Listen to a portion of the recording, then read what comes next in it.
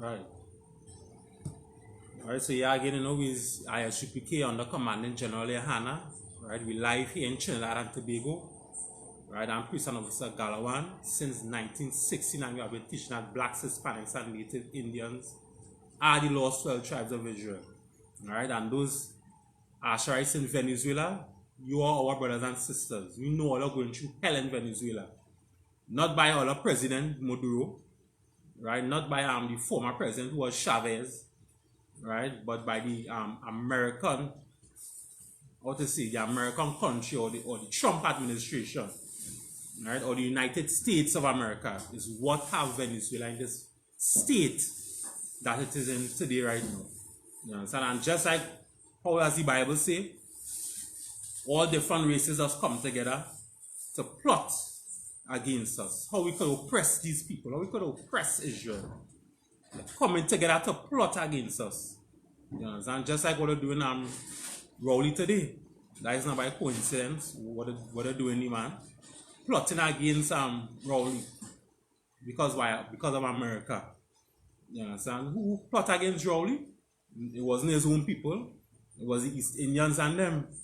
You understand? That is to show the other races. Just like in the Bible says, the other races would come together to plot against Israel. You don't see no other race teaming up to plot against another race. It's only Israel. And years they have been doing that. You understand? For years they have been doing that. So tonight we're going to go into talk about Venezuela, talk about ROWLEY and KAMLA with what she's doing to him right now.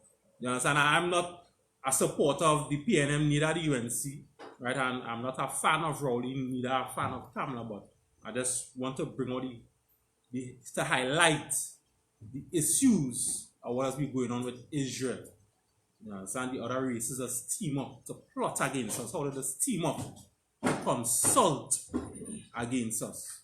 You understand? So all right. I'm sending an article here. All I look up the Monroe. Let me see if I can send it over here. Send it over place.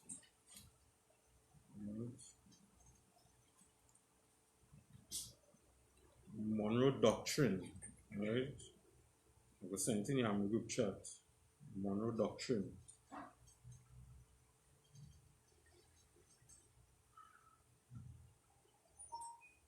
Right there. Somebody could read about the Monroe Doctrine.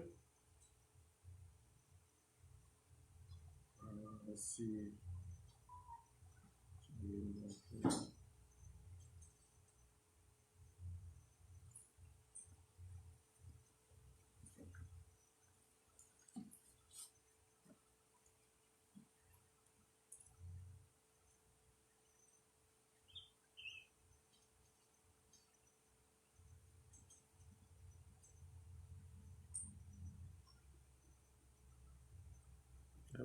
No, I haven't read it, sir.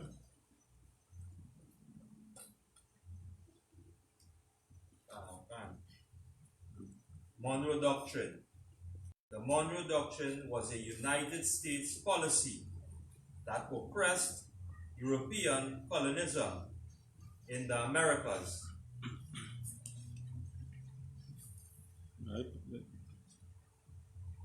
Right. Go ahead, continue. It began in 1823. However, the term Monroe Doctrine itself was not coined until 1850. Right. So this Monroe Doctrine, right? It was a United States policy that colonialism in the Americas. Right. That is the Western Hemisphere. You know, it's called North, Central, South America. That is the Western Hemisphere. Right. You know, the Americas would be well, the countries in the Western Hemisphere, Brazil, Venezuela, Colombia, right? People in the Western Hemisphere, Trinidad and Tobago, people in the Western Hemisphere would be called the Americas, right? We mostly down here on this side here would be called South America. I think that was called Latin America, right? Where it's the Americas, right? So this Monroe Doctrine, right, was the United States policy that opposed European colonialism, right, in the Americas. So when there was colonizing, that was when the French and all of them wanted to try to come across into the, because them was across in the east, I believe, right? When they was trying to come across into the Western Hemisphere now to colonize the people in the Americas, America wanted to control the Western Hemisphere. So in order to for them to just be in the control of the Western Hemisphere, they write this Monroe Doctrine, saying, all right, all of from France and Germany and over there, all of cannot come across into the Western Hemisphere and colonize these countries in the Americas. Right? So go ahead. The doctrine was issued on December 2nd, at a time when nearly all Latin America colonies of Spain and Portugal had achieved or were at the point of gaining independence from the Portuguese and the Spanish empires. Right, so again, you know, that it was about America telling them, all right, all of from on that side do come across on this side to take over.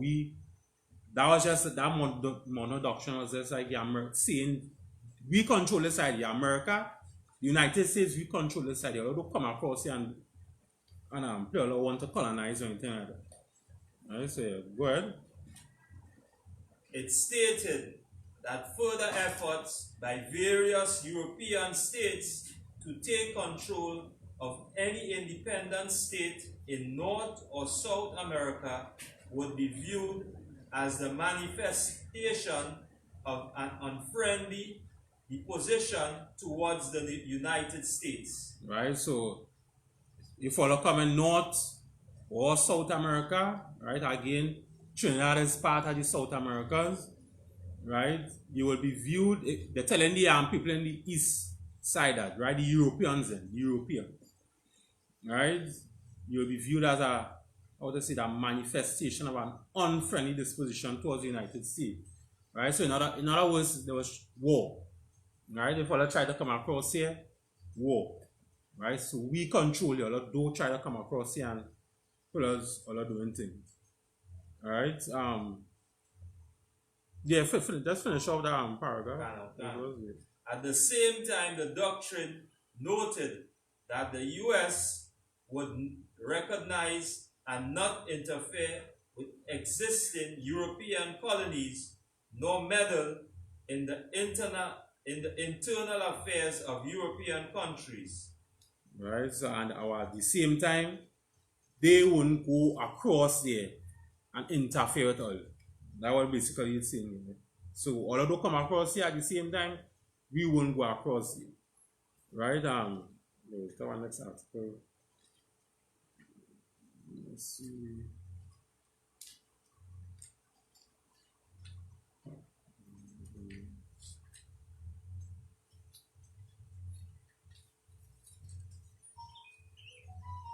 Yeah, but Barrett, you can read this article with Kerry. Let's see which page on my phone. Right, so this Monroe Doctrine again is not law, because you know you hear KAMLA was saying ROWLEY breaking international law, right? This is not an international law. It's just like where Trump signed what's called an executive order. You know, again, because America have power, you know, they could just sign an executive order for certain things happen, but it's not a law. It's not an international law, right? Same thing with this Monroe Doctrine. It was no international law. Just like an executive order the United States put, right? And countries will listen to it because the power that America has, You understand? It's like the world police, the power that they have, right? Like, you know, or the mark of the beast, right? The military, that red dragon, the military. Right, you have it there, Barrett? Yeah, go ahead. Let's see. Kerry makes it official era of mono doctrine is over. Right, this is John Kerry, I believe this is his name, right? So go ahead. At a time when the Middle East, Afghanistan, and China monopolize U.S. foreign policy, Latin America hasn't received much attention until today. That is when Secretary of State John Kerry declared the expiration of the nearly 200-year-old law d'etat of U.S. diplomacy in the Americas. The era of the Monroe Doctrine is over, Mr. Kerry said in a speech at the Organization of American States in Washington, D.C. Right, you could get one sorry, or you had to click something to get, or you could read more. Yeah, read more. Yeah, right. I think yeah, go ahead. Okay, it's our part. I get to see it. I don't know.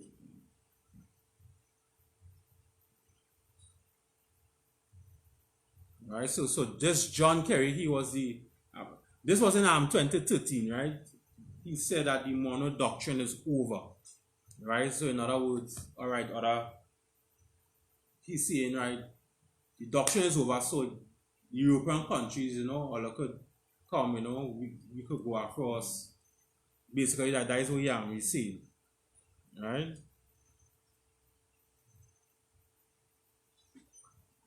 It have a part in this, but I'm going to see, but I was talking about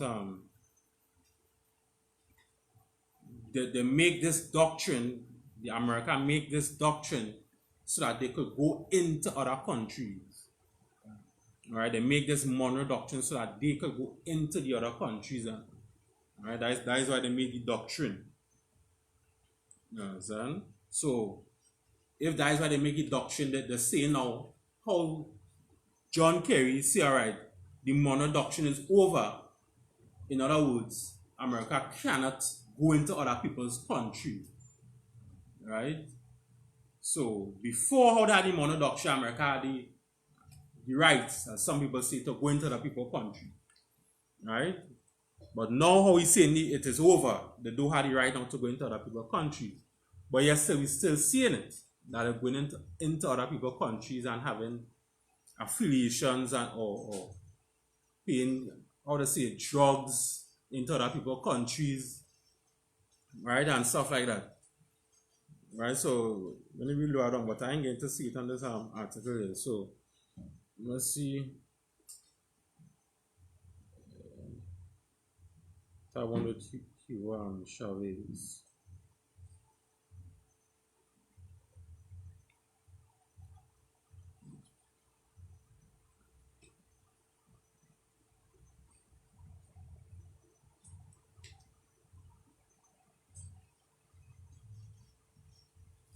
Right, yeah, I think I seen here. They say did you see my article, right? So they're saying the doctrine underpinned the first century of U.S. involvement overseas until World War I. Right? World War I was when 1914. It says the U.S. foreign policy interests were overwhelming fund in Latin America for good, such as the Panama Canal, and such as the U.S. supported the Panamanian Revolution that made the canal possible. Right? Then they're saying from Latin American perspective, the Monroe Doctrine was often seen as a license for the US to intervene at will in countries' internal affairs. Right? So basically, the modern doctrine, what people are saying, is basically for America to go into other people's countries, right? Into the internal affairs. Okay, well, one at one with Hugo Chavez, right? You all know what Hugo Chavez, right? He started a coup, right? I believe it had somebody before him. The president name was Perez, right? How Perez was dealing with the funds in Venezuela. I know it wasn't being equally distributed, right? A lot of people was being oppressed and poor and suffering. It wasn't being equally distributed. Right? So Chavez, I believe it was 1992, it had a coup with Chavez and his military. Right? They went and took over Venezuela. That was in 1992. Right? Yes. And then in 2002, was our next attempted coup, right? When Chavez was in power now. So in 2002, when Chavez was in power now, it had a next attempted coup in Venezuela, right? Because let me see, I'll backdrop. When Chavez had started his coup in 1992 and they took over, right? Chavez became in power of Venezuela now. He was still supporting America. But when it had a coup to take over Hugo Chavez, right? If you all know the history of the CIA, the history of the CIA was really to spy on the other countries around the world. Right? That's the history of the CIA with Ronald Reagan in 1980, his vice president, right? His vice president in 1980, right? Ronald Reagan, he was the director of the CIA. Again, the CIA was a strategy invented by America to spy on the other countries around the world to ensure that America keeps the power. That was the CIA about. Right? On top of that, the CIA ended up putting drugs and all stuff in people's community, or even in Latin America here in the Americas, they put drugs not only in America, the CIA, but they put the drugs all in the whole Latin America. Right? Latin America, North and South America, Colombia, Venezuela, Brazil, and go on, right? The Western Hemisphere. Right? That is history. You could look it up. We could always talk about it somewhat next week. Right? But that was the history of the CIA. Just to make America keep the power. So they're going and spy all around the whole world. If some country having a civil war, America will go into a country and say, all right, we hire back. We go help you. We go give. If it's one you want, where you want. You want guns, where you want. You understand? We go help you. That's what the CIA was designed about. So now in 2002, right, some people try to overthrow Hugo Chavez. Right, so they want to try to overtake Hugo Chavez now.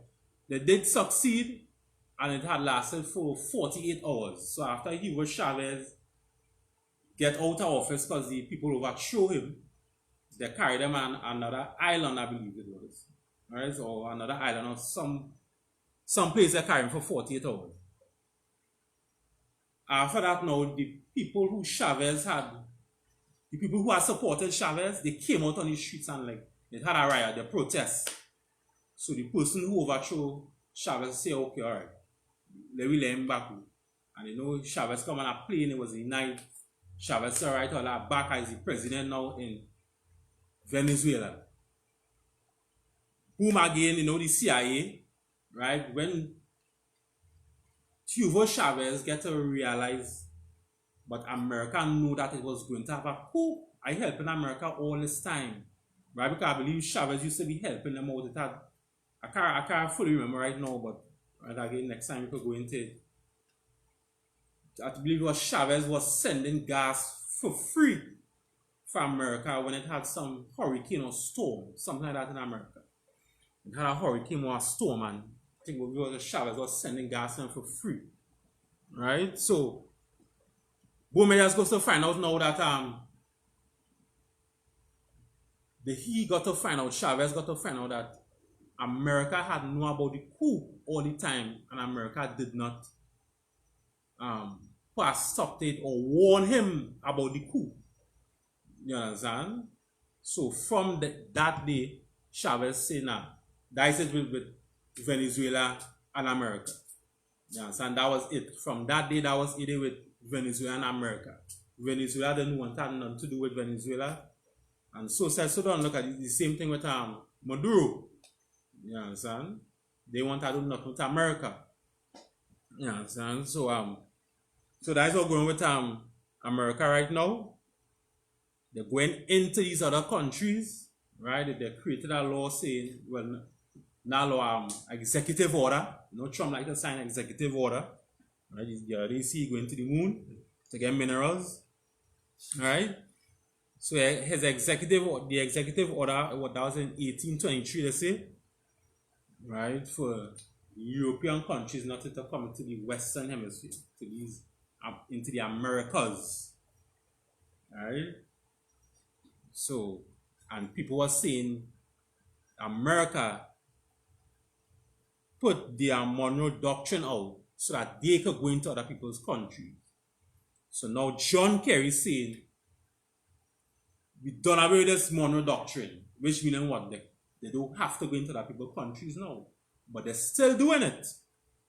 Right? They're still going to other people's countries and into the internal affairs. You know, and right now we have some years ago it had some elections with Maduro and Guaido is his name, right? Guaido. That was pronounced, right? Guaido. Right? And of course America got into the internal affairs because why Maduro don't want to support America, but Guaido want to support America. Right? So America got getting into the affairs, putting all kind of sanctions on them. Maduro has gold in England, in the bank in England. You know, America telling the bank in England, do not give Maduro his money that he wants. Is that oppression, right? Is that way how they're plotting to team up against Israel? Right, so let me see if I have any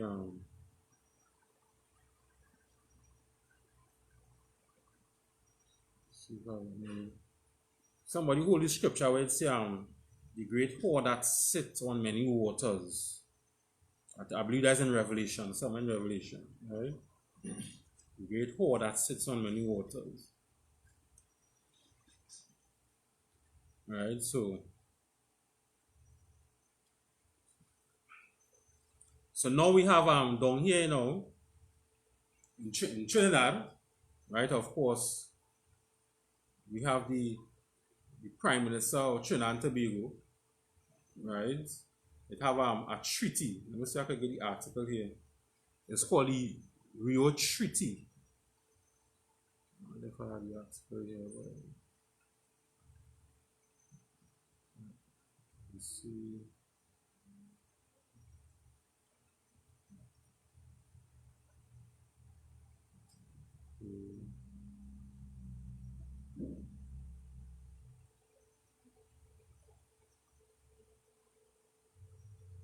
So like you're saying, the precept and Revelations? Well, not right now. Just hold on to it, right? But what scripture is in Revelations? 17 and 1. Let me hear. You can. The book of Revelation, chapter 17 and verse 1. And there came one of the 7 angels, which had the 7 vials, and talked with me, saying unto me, Come hither, I will show unto thee the judgment of the great whore that sitteth upon many waters. Right, the great whore that sitteth upon many waters, right? So you know who that great whore is, right? Yes. Right, we have to know who that whore is, and we have to know what our whore does do. Right, so let's see.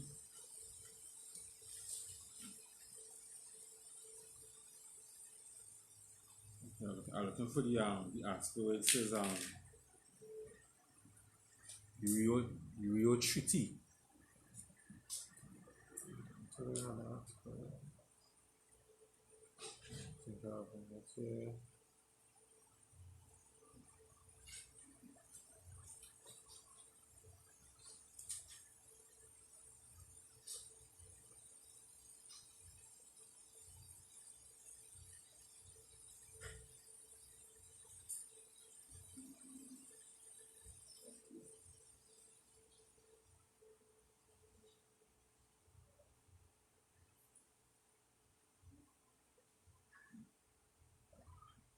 Alright, then let me send an article here now. I'll go just look for that next. I'll go look for that next one. Alright. And yeah, somebody read that article where Trinidad and Tobago gets blacklist from US, right? Of course, the article kind of misleading, but what really going on when they read it? America send a blacklist to Trinidad and Tobago of who they have sanctions on, right? But yeah, go ahead and read it. Somebody who have it. Let's see how I can find this.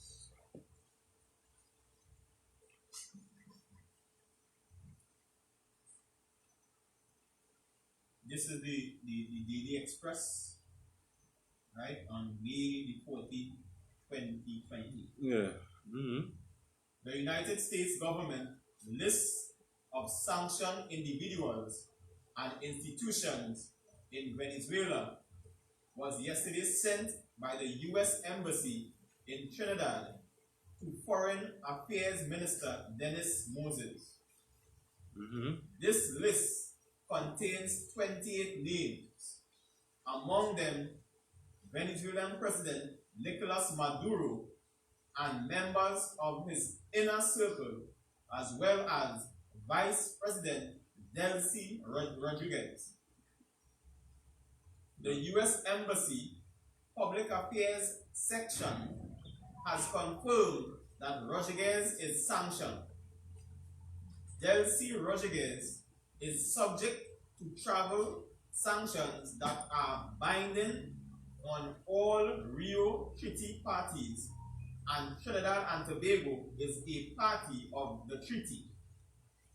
Right, so Trinidad and Tobago is a party of that treaty. Right, I know that's the same article there, right? Go ahead. Let's see that the same article. The embassy stated in response to questions about Rodriguez's controversial visit to Trinidad on March 27th.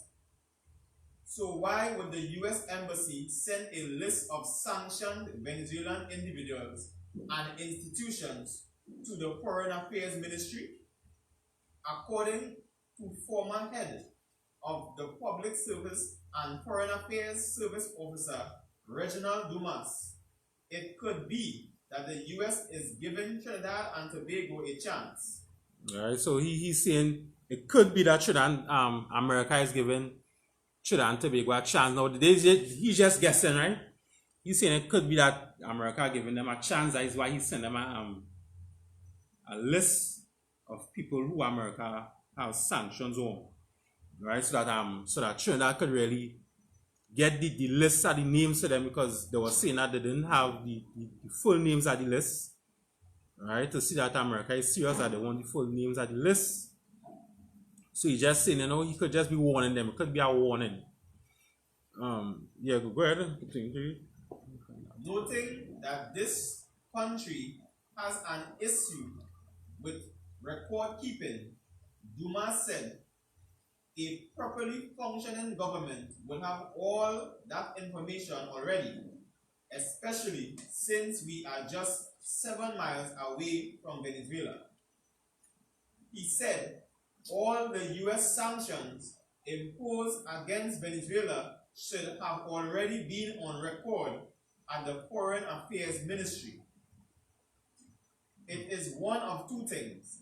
Either the government of Trinidad and Tobago have not these names, ask the U.S. Embassy to send a list, or the U.S. government, which from what I see published in the newspaper, is increasing the pressure on Trinidad and Tobago and sent this list saying, well, here is the list of the sanctioned people in case you didn't know, and you will see the vice president is one of the people on the list that you allowed in St. Dumas. Right, the vice president, because what they're saying, the vice president is not supposed to come into Trinidad. They say the vice president, who is Rodriguez, she have a sanction on her, right, and she is not supposed to come. She have a travel sanction. She is supposed to travel, right? That is the article I was looking for. I know find the article here. Right.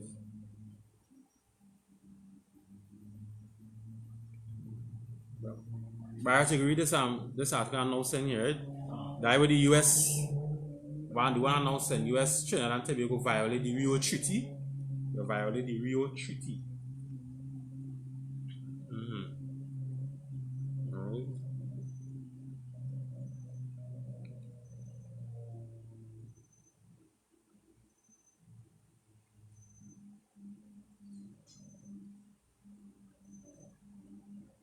US, Trinidad and Tobago violated Rio Treaty with Venezuelan VP visits. The United States Embassy has said that government violated the 73-year-old Rio Treaty when Venezuelan Vice President Del Rodriguez landed in the country. Right, so when Delcy Rodriguez, she landed in the country, they say they violated the treaty because remember America looking to see with this oil, this gas, political bacchanal going on to see if it's true. But so while looking into it now, they say, well, they already break the Rio Treaty, right? They call it the Rio Treaty because at that time there was in Brazil. I'm trying to remember the name in Brazil. There was a place in Brazil called something Rio del something, right? There was in that place in Brazil, yes? Rio de Janeiro, right? Right? There was in there in Brazil, and that is where they signed the treaty, right? So they're saying they broke that treaty. So go ahead. Delcy Rodriguez. Delcy Rodriguez is subject to travel sanctions that are binding on all Rio Treaty parties, and Trinidad and Tobago is a party to the treaty, the embassy said. Right, so Delcy Rodriguez is subject to the travel sanctions that is binding on all the Rio parties in Trinidad and Tobago, and Trinidad and Tobago is a party to the treaty. Alright, so yeah, go ahead. So she's not supposed to be traveling. Alright, so go ahead.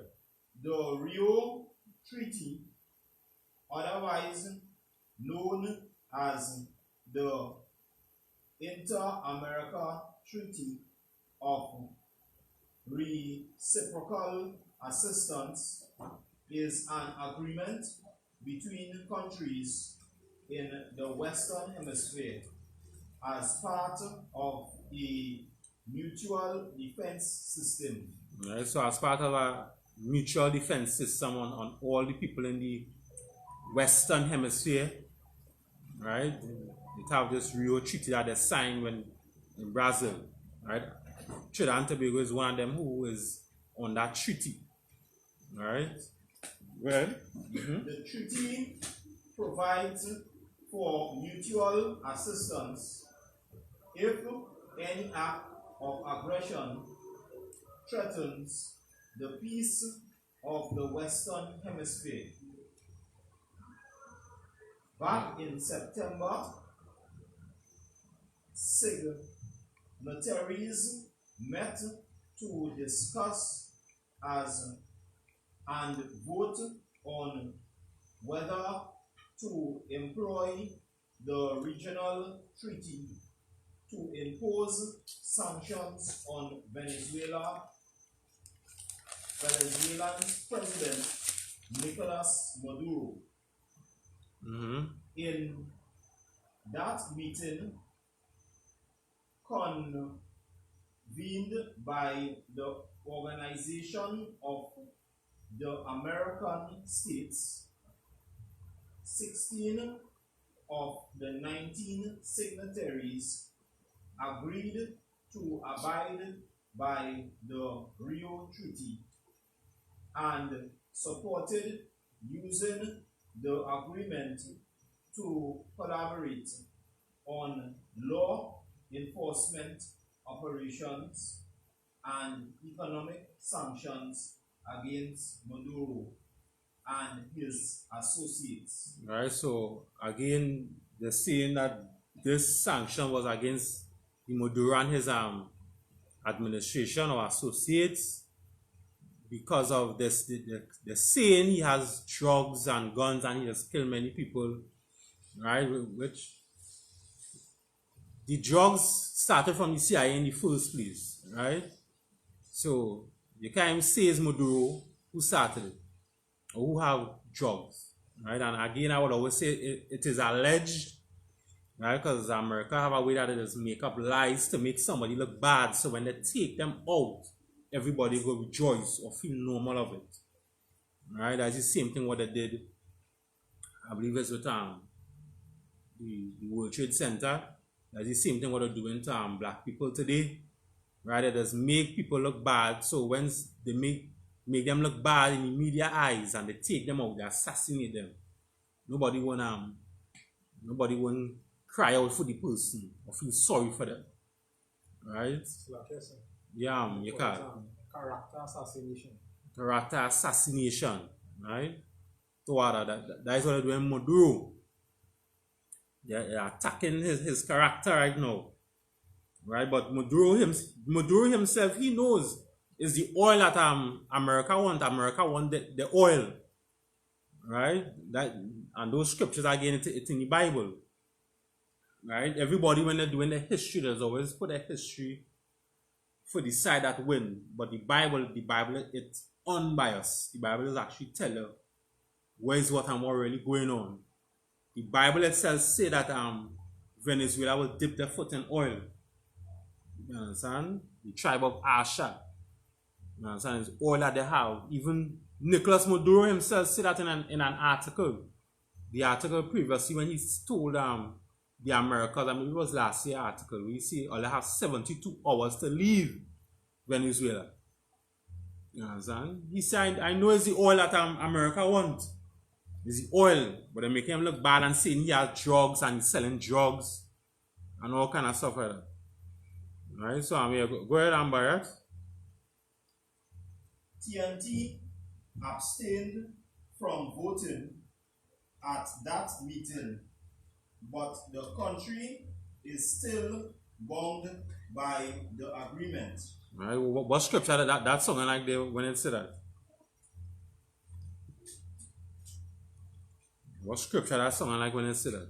Trinidad and Tobago abstain from voting, right, at the meeting, but the country is still bound by the agreement.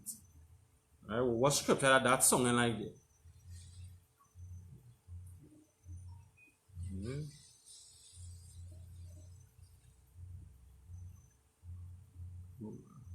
We'll get back to that. Go ahead and Barry, continue. Uruguay voted against it and Cuba was absent. Speaking to the media after that abstention, ROWLEY said that the vote was an attempt to put pressure on Venezuela by use of military intervention. The embassy's public affairs section also yesterday said that the issue of the gas shipment from Trinidad to Aruba is still engaging U.S. attention. Right? So even though they see that she has, that America break the Rio Treaty by allowing the vice president of Venezuela to come into Trinidad, they're still investigating this Aruba gas shipment from Trinidad to Aruba. Right? So somebody give me okay, that's not what I should go into first. Alright, yeah, give me Revelations 13 and 16.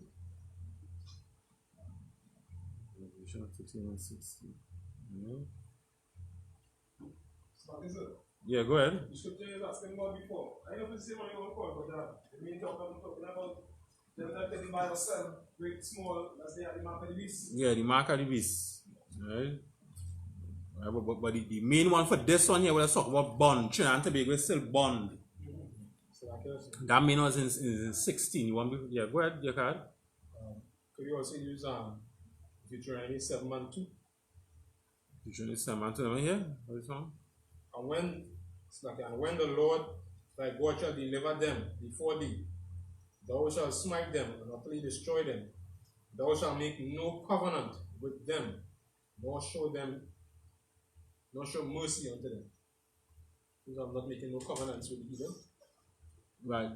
Yeah, meaning what? When you say meaning what? Like you don't make no covenants or no treaties with them. Mm-hmm. You know, because as much Trinidad has born to that agreement with the US, you know, because of the oath or the covenant they make, they have to abide, even though they don't like it or whatever it is they're doing is wrong. The government US sanctioned Venezuela. But the Rio Treaty. Yeah, that's a good scripture to pull, but to hit them, the nail in the hammer, the bond. Because, okay, so when you explain that now, you gotta say the Rio Treaty is the mark of the beast. Then you still have to go into the mark of the beast. Yeah, Tazo. So like this, so the bond is talking about like dependence on them, so like you and forget. So like depend on them to do something, or they can't get movement, even though you're not embedded them, so to speak. But it's like you depend on them to get all things. And what I want it. Yeah, there's a good scripture, but again, you still have to go into the mark of the beast. Right? You still got to go into the mark of the beast. Right? From doing that with them, the white man and them heathens and them. Right? Alright, yes, yeah, give me that Revelation 13 and 16. You have it.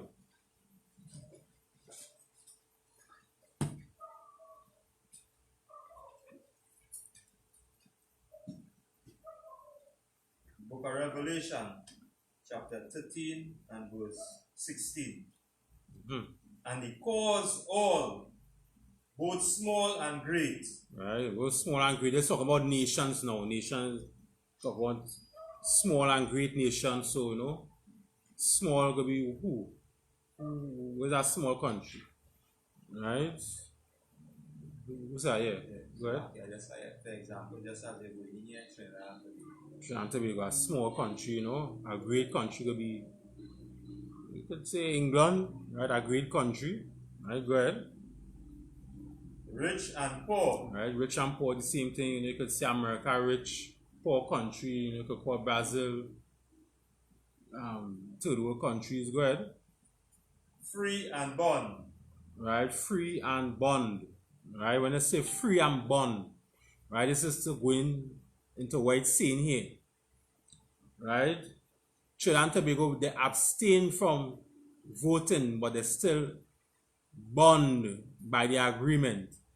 So even though Trinidad is an independent country, you know, we're free from colonization, you know, we're free, we still bond. You understand? We bond into what the International Monetary Fund, right? The IMF. We still in bond to these ties, these treaties that we have. We still in bond to it, so we're not really free. Yeah, where your card? The so-called Commonwealth, a good example of that. Commonwealth where we still born to England, even though we are so-called independent. A lot of our judicial systems and law is still based on the Queen's law, British law. Yes, all that could be it bond into the Queen's law. We bond into sanctions. We start to get sanctions. other countries could put sanctions on us. You understand? You know, for example, like Haiti, or they put sanctions on Haiti. I believe the tribal minister Cuba. Yeah. Again, So what? Again, so like yes, as you're going into it, you know, and when you again with more history on it now, from the time I think it was Dr. Eric Williams, just as they say, concerning with sanctions, concerning during that time now with the ROWLEY Treaty, was more or less, as I said, to have a curb on any drugs or anything running within the America, within that Latin America area now. The curb or the stop that crime, that was the treaty was more or less like it going into. But now again, as I say, as time come about now and understanding now what taking place now, seeing that, you know, as I say, as the article say now, you know, even though they abstain from it, they're still bound to it now. Because the sanctions now that they're bringing on Venezuela, as you have explained now, was concerning, you know, with the drugs that Nicolas Maduro pushing. And again, even when you watch now Uruguay, which is also a part of Asia, because from Uruguay to Colombia, right, they as well you know, voted against it. So it's showing again now, you know, again that spirit that brother within from Uruguay, because that some of them will go with it. For example, Colombia might run with it. Colombia and all is Asia. So yeah, so yeah, that is, you understand? Rich and poor. Read it over again, the scripture. Book of Revelation, chapter 13 and verse 16. And he calls it all, both small and great, rich and poor, free and bond, to receive a mark in their right hand or in their foreheads. Alright, so when they say mark in the right hand, what do you mean by that? To receive a mark in the right hand. Alright. Anybody, when they say that, who said that? Yeah, Barrett, go ahead. Fighting for the white man military. Right, fighting for the white man military, so you're killing for the white man, right? So the right hand, to receive a mark in the right hand, you know, the right hand is always the strong hand in the Bible. It's always the hand that you just fight with, right? So, you know, it means you're fighting for the white man's military, you know, you're killing for the white man, right? You're going all out for the white man, even it means killing your own brothers and sisters, right? That is what it is. Right. Yeah. Where was the next one? In the forehead, right? What do you mean by in the forehead?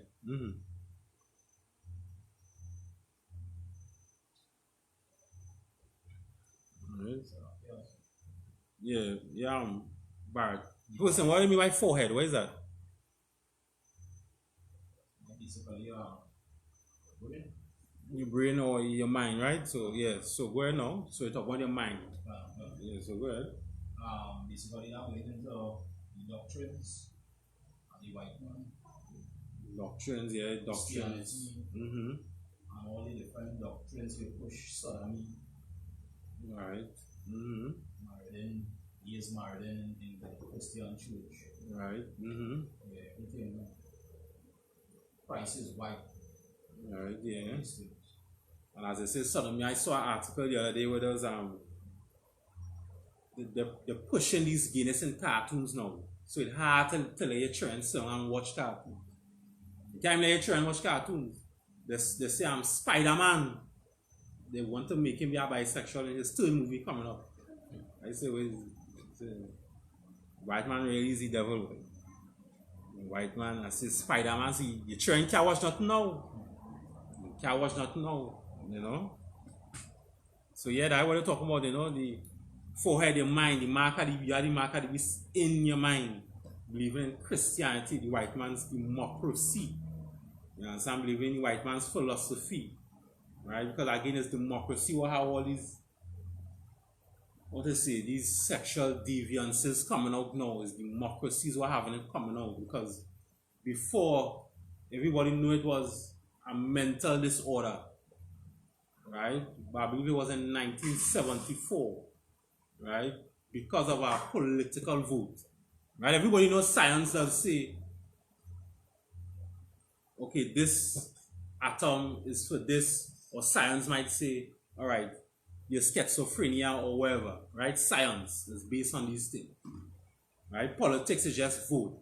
People put you in power, so you run in things, right? Yes, sometimes science is not accurate, right? But everybody know that politics is not science.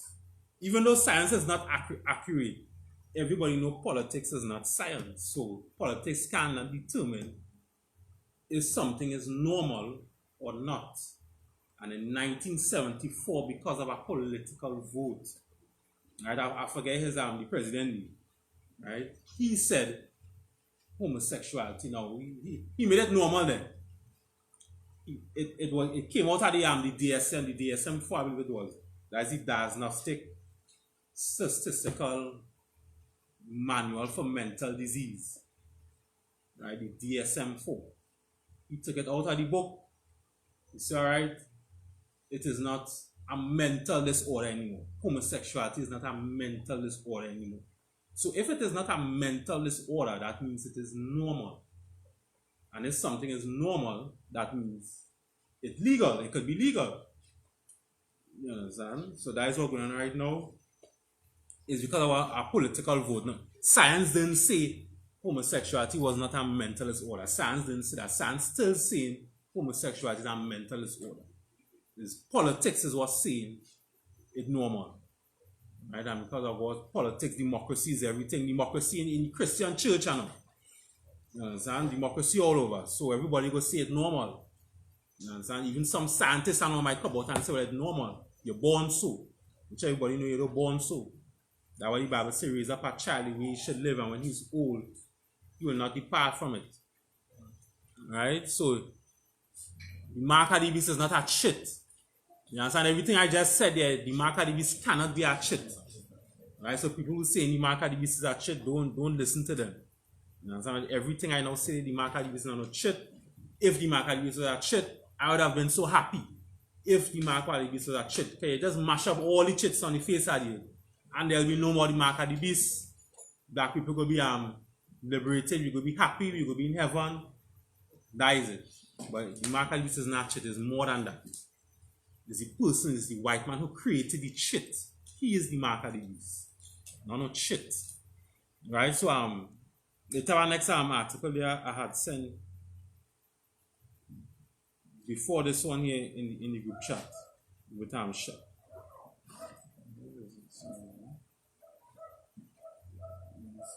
Our next article I sent was talking about Maduro. I believe I was going to Maduro with the people trying to kill him. Yeah, the failed attempt. Yeah, somebody read that one there. I sent it in the group chat with Maduro. Alright, so again, just like how it had the coups, 1992, Hugo Chavez, he overthrew, I believe it was Perez was his name. So you find the country was running right, people getting some money, some people getting some money, some people suffering, some people didn't suffer. It had a coup, you overthrow Chavez win, but Chavez was still supporting America. Boom, when Chavez find out, America knew that it had a coup to overthrow Chavez in 2002.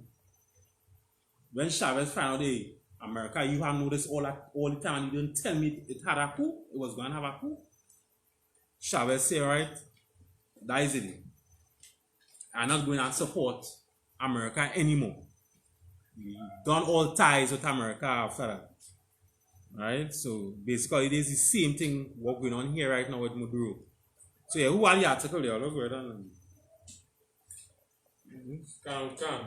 Venezuela's Maduro says 2 Americans captured in failed invasion attempt. Caracas, Venezuela. This is May 4, 2020. President Nicolas Maduro said his government had captured 2 American mercenaries Monday in a murky operation allegedly intending to infiltrate Venezuela right? So this was so now remember, as we had talked before with the Monroe Doctrine, right?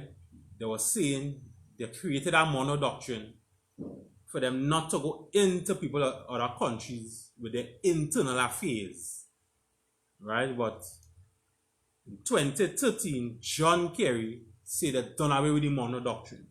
So they shouldn't have the right to go into other people's countries with their internal affairs. But as you can see here, America is still going into other people's countries in their internal affairs. You understand? So, Nicolas Maduro, he found 2 American people who trying to kill him, right, or start up a coup. Right, so I'm glad you can incite rebellion and apprehend its leaders, adding a fresh complication to escalating tensions between Washington and Caracas. The socialist leader said the plan was to kill him.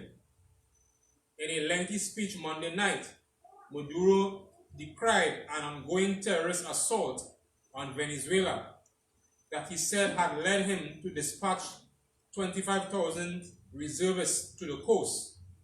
He displayed images that apparently depicted the 2 apprehended Americans in a lineup, one of them forced to lower his head by a captor. Right, so again, so they find these 2 terrorists who try to overthrow Maduro, because that is what's going on. America trying to assassinate Maduro so the opposition can get into power. And because in an article before, I believe, right, I didn't have the article on me, but Maduro was saying that the number 1 people who does buy oil from Venezuela is America, right? And of course, again, with the scriptures talking about Asher shall dip his foot in oil. Venezuela is the number 1 reserve with oil on the face of the earth. But again, they won't say that. You understand? They won't say that. That is why, you understand? Again, America is the number 1 buyer of oil for Venezuela. You understand? It's the oil that they really want. Alright, so they're just making up these lies. They're trying to characterize his name and saying that he had drugs.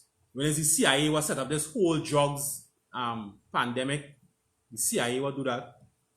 Alright, but they're trying to blame it on Maduro because why? They want to control Venezuela.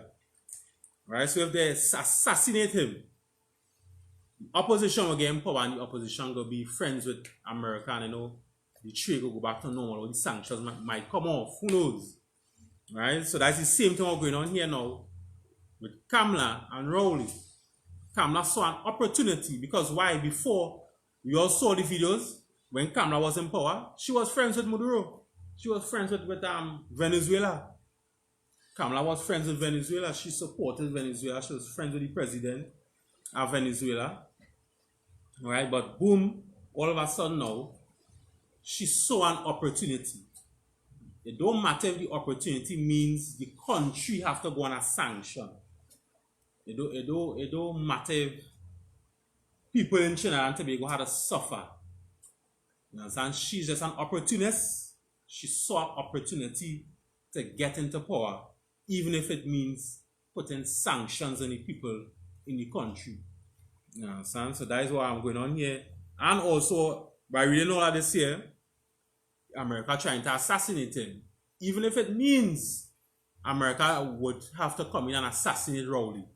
She don't care. She just saw an opportunity for her to get in power. It don't matter if America assassinate ROWLEY or what, or put sanctions. She just saw an opportunity because she's an opportunist. Because she was friends with Maduro or Venezuela. Alright, so I'm here. Go ahead. Let me see if there's any more. Go ahead. Okay. U.S. officials and the mainstream Venezuelan opposition, headed by Juan Guaido, have strongly denied any connection with the operation, which allegedly involved several dozen men, most of them defectors from the Venezuelan military, who had been living hand to mouth in camps in Colombia.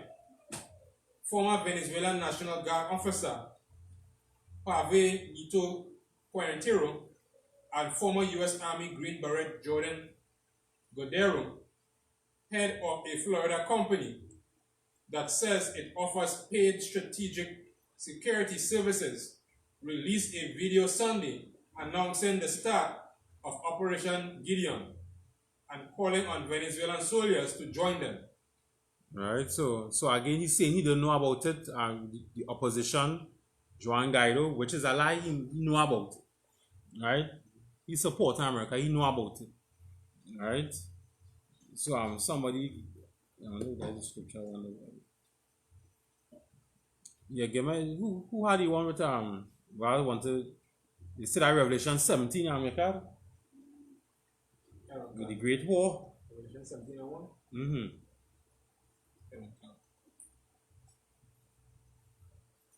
The Great War that sat on many waters. The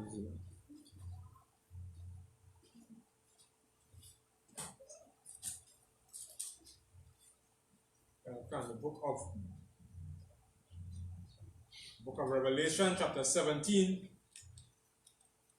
and verse 1.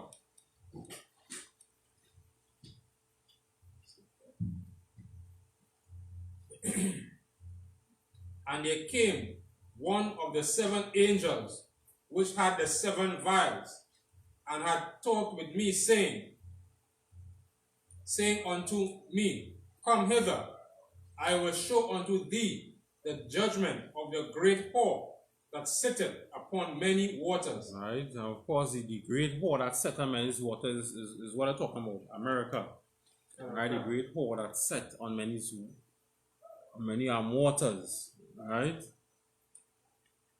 So what is a whore? What a whore does? Yeah, you want to answer something like that? No, so like I just want to say that could we use the aspect of of America having embassies in almost every country in the world as part of should signify how they sit on many waters? Mm-hmm. Yeah, that is it. They sit on many waters, right? They sit on many waters, or they just go across using people, right? If they can't get what they want, they will kill you, just like what they're doing.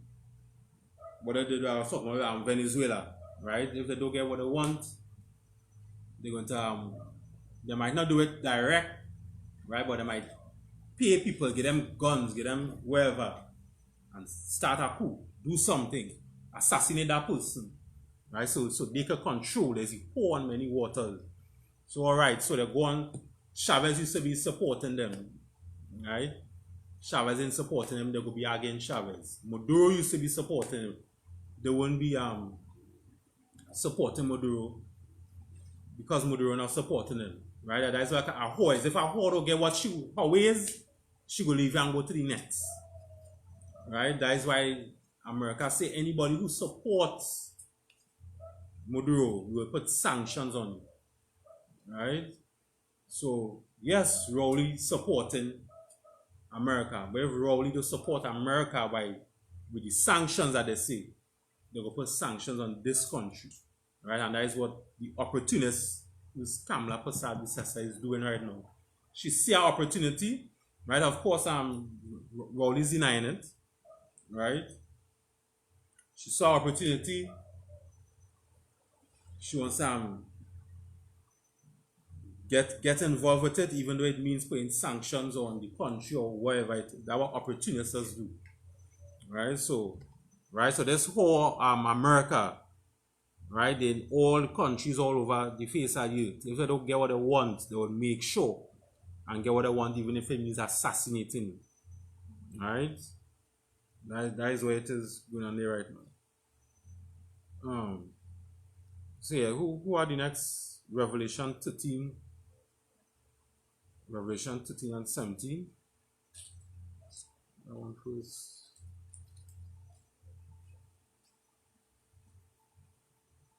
And somebody who holds Psalm 83 and 3. Right, so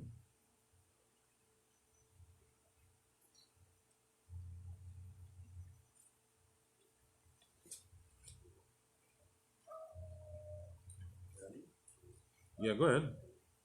Book of Revelation, chapter 13 and verse 17.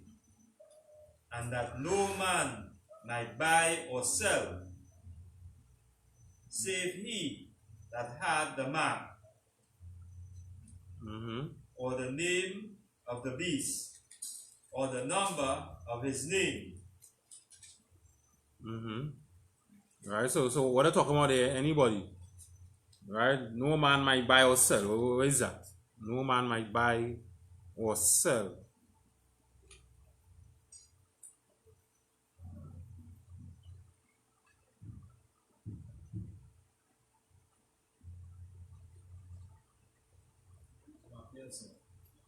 Yambaret. Unless you agree with the policies and lease, which is America, there's put sanctions on your country that you can't buy or sell food, nothing for your people. Right, and the put sanction on the country, yes, that is true. So, that is the mark of the beast, no man might buy or sell. It's not, some people thinking the mark of the beast is a cheat. Some people think it's Sunday worship. Some people think it's not, well, in this scripture in particular is talking about you can't go into the grocery store and buy food to eat. Right? Of course, this scripture here is talking about something big. Buy or sell, like commerce. Right? Commerce that has been going on. America does not want something. They stop selling their goods to you. Put an embargo on your country. Right? Or a sanction to stop them from buying and selling. Right? They put an embargo on the country. Right? That's what they're talking about. No man might buy or sell, right? And of course, blacks, Hispanics, and Native Indians, we have no nation. Right? We have no nation of our own.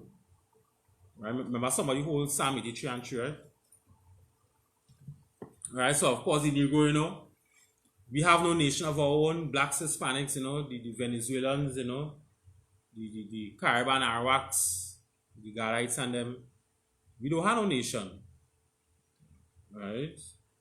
Everything was already been taken away from us. Right? So we can't buy or sell anything. Right? We go to work for some Chinese or some East Indian or the white man. Right? We get paid, we get a check. Right? We change the check, we go and we buy clothes from a white person store, some Chinese store, some East Indian store. You understand? And the money just goes straight back to the white man. Alright, or goes straight back to the heathen. That's what he was talking about, you understand? But just like the schools today, you talk about Trinidad, it was always, you never see a school for, you never see a school for the Venezuelan or Venezuelan prestige school. You never see the black prestige school. You never see nothing like that in the Caribbean and Arawak school. There's always some Hindu, some school for the Hindu community, for the East Indians and them. Right? There's a school for the East Indians and them. We just see it. We don't have none of those things. Right? They go in America, it's mostly white colleges. Those people like to fight to get black colleges, but still, we don't have none of that. Right? So who I should read it over again from the top? Book of Revelation, chapter 13 and verse 17. And no man might buy or sell, save he that had the mark, or the name of the beast, or the number of his name. Right? So again, the name of the beast, the number of his name, so all like it. Buying or selling against the commerce, the International Monetary Fund, that is the mark of the beast, as we talked earlier before, Christianity, believing in white man's doctrines, his philosophies, you understand, all of that, buying and selling, commerce, talking about them, putting an embargo, that is the mark of the beast, not a cheat. If a cheat was the mark of the beast, I would have been glad. Just destroy all the cheats and we'd have be free. Right? But cheat is not the mark of the beast. Right? Again, people who talk about that shit is the mark of the beast. They don't know the Bible. They don't understand the Bible. Right? They don't understand that the person who created that shit, that is the mark of the beast. You understand? It's not shit. So yeah, so as you were talking about before, with Venezuela and Trump, with KAMLA writing a letter to the US ambassador saying ROWLEY sending gas to Venezuela, we getting to see that all these other nations teaming up on us. They're teaming up on us. You understand? They're plotting. What could we do to oppress Israel? You understand? That going on since the days of the Bible. So who are Psalms 83 and verse 3? Verse 3. Yeah. The book of Psalms chapter 83 and verse 3. They have taken crafty counsel against thy people, and consulted against thy hidden ones. Alright, so they have taken crafty counsel against thy people, right? And consulted against thy hidden ones. Talk about Israel. That's what I'm talking about. Consulted against thy hidden ones, Israel. You understand? So they consulted, they'll say, hey, what we could do by nah, that is not Asher. That's not the tribe of Asher. Say that like Colombia. You understand? You call them people Colombia, right? Call them Uruguay. You understand? The same tribe, eh? Even you imagine that the same tribe, the white man call them different names. Just to make you believe that we're different people. How we say, nah, that person's skin complexion too light. They can't be my race. Meanwhile, people in Africa, in Ethiopia, some Ethiopians are light shade in complexion, some Ethiopians dark shade in complexion. But you don't hear them fighting and say, nah, he can't be an Ethiopian, he can't be an Ethiopian, he too dark, he too light to be an Ethiopian. Then complaining because why? There was never slaves. We who came off the slave ships, we still slaves, so we would fight over that. Fighting off our skin complexion is a slave mentality. The other races is not slaves, so they won't fight over our skin complexion. But we know, we slaves, so we go fight over our skin complexion. You understand? So go ahead. Verse 4. They have said, come, let us cut them off from being a nation, that the name of Israel shall be no more in remembrance. Right? They have said, come, let us cut them off from being a nation. Right? They don't cut you off already. We do have nothing. Right? We was cut off already from being a nation. Just going around paycheck to paycheck. We don't have no automotive industry. We don't have no toothpick factory of the Israelites or the black man or the Negro or the Venezuelan, the Asherites. We don't have nothing. They don't cut us off from being a nation. Right? So at the name of Israel, be no more remembrance. You ask the Israelite, where is the history? Where is the heritage? If they don't want to say is a race, they would want to tie it to a religion. So they will say, well, no, Israel is not a Israelite, why is not African, why is not a Venezuelan, why is not a Mexican. You understand? I am a Muslim or I am a Christian. You understand? So we have no remembrance of our culture, our history of Israel. You understand? We have no remembrance of speaking the Lashawan Kwadash. We have no remembrance of that. All we remember is speaking what our slave master taught us. That is all we can remember. Before that, we can't remember now.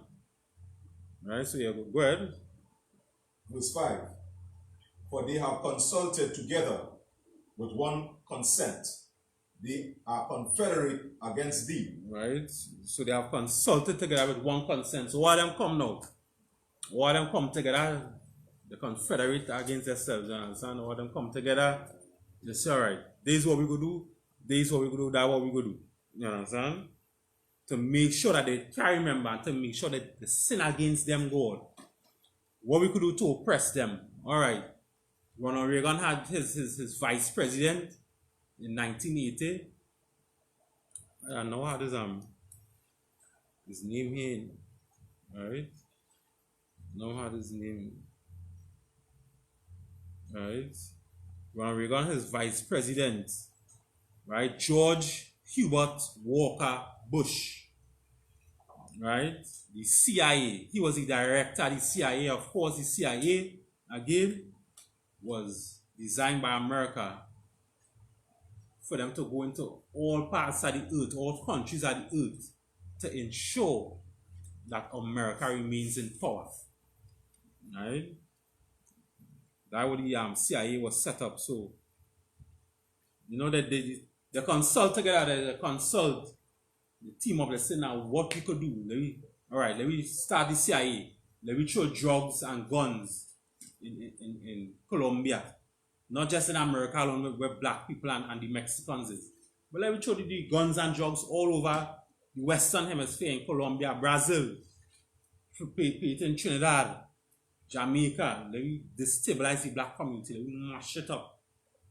You understand? That's what they do. They come together with one consent to make sure that we sin against the law, to keep you oppressed.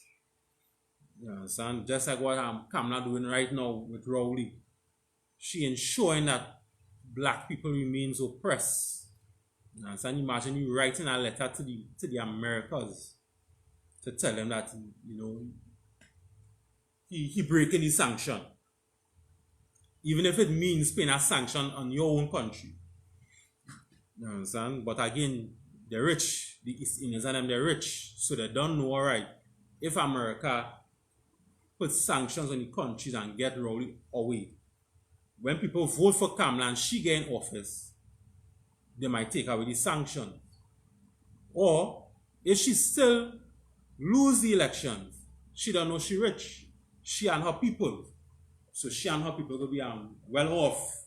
Right? When we get these sanctions, we are to suffer. And Israel. So yes, so go ahead. Verse 5. For they have consulted together with one consent. They are confederate against thee. Right. Verse 6. Go ahead. The tabernacles of Edom and the Ishmaelites of Moab and the Hagarenes. Right. Gebal Right. and So Ammon.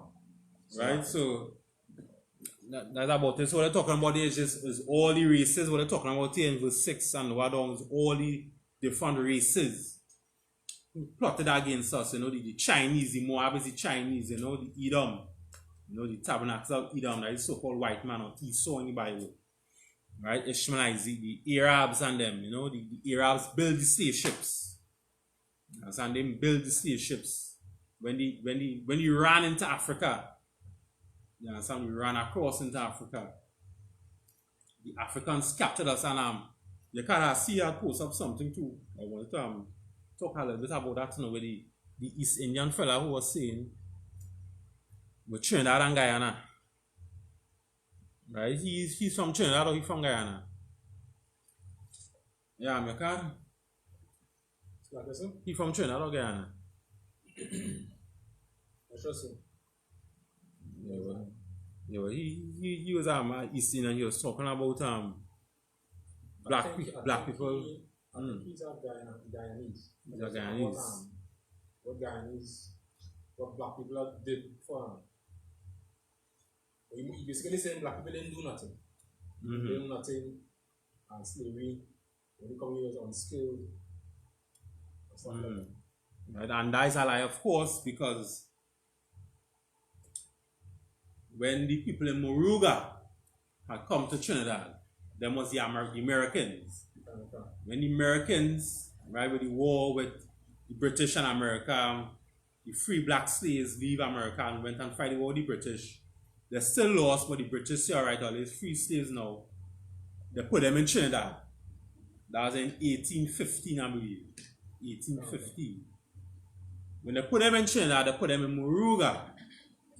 When those people went into Moruga, right, when those Israelites went into Moruga, they built Moruga.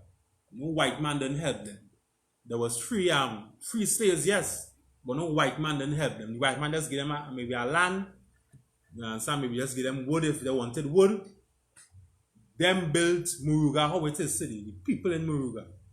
Them was black people. You understand? Yet as well. So I guess there was when they say Israelites, which one are they trying to tell them? There's Judites or something? Yeah. From that side? Yeah, Judites. Judites. Right? I understand. Look what you're saying now. A long time ago. But the place basically looked like a little town. Like what you see in the of course at that time they wouldn't get them basically anything.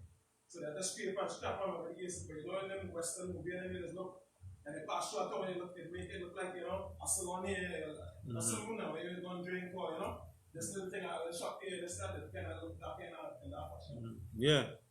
Yeah, because that's about it. Even in the what I bring on the last time when the Babylon to Timbuktu, we come as architects.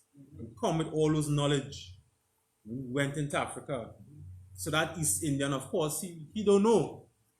Right? But where am I? He was actually saying in the article that you see when slaves come here they didn't build nothing because they already had infrastructure built already. And he insinuated that when the East Indians came in, they were the ones who actually built, you know, the rural areas, all the small towns and villages. Basically insinuating that these Indians is the ones who built those areas. Well, in a technical way, he could be right when he's saying when we come across here, we saw here, done built already. But remember, Christopher Columbus didn't discover here. That was the native Indians and them, who is Israelites. So it's still the Israelites again who built here. You understand? It's Israel. We built here. You understand? The white man just come with he technology and give me how to say it, the cement. You understand? It's we again we built it up. We further built it up even more. But when they come here, it was built. Christopher Columbus, you might be thinking Christopher Columbus really discovered here, but no. Christopher Columbus didn't discover Trinidad. It was the native Indians, the Caribbean Arawaks, as they call themselves now. The Gadites in the Bible. They discovered Trinidad. Christopher Columbus came and he saw them here. You understand? That is basically what he's talking about. Right? Let me see, I want to go into John. Somebody give me John.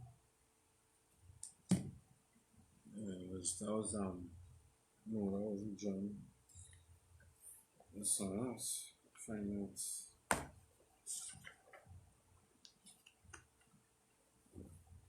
John 1 and 11. Right? John 1 and 11. Right?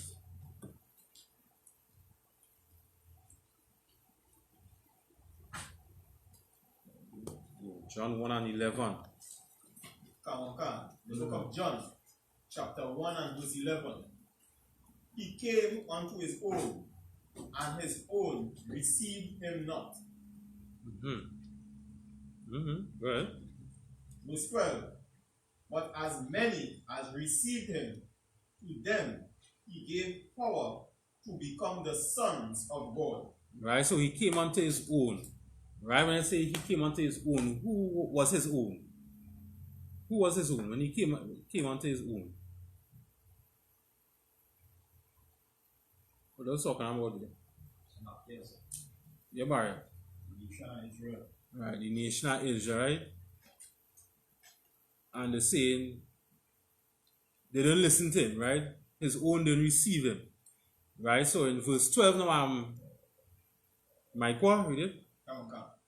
Verse 12.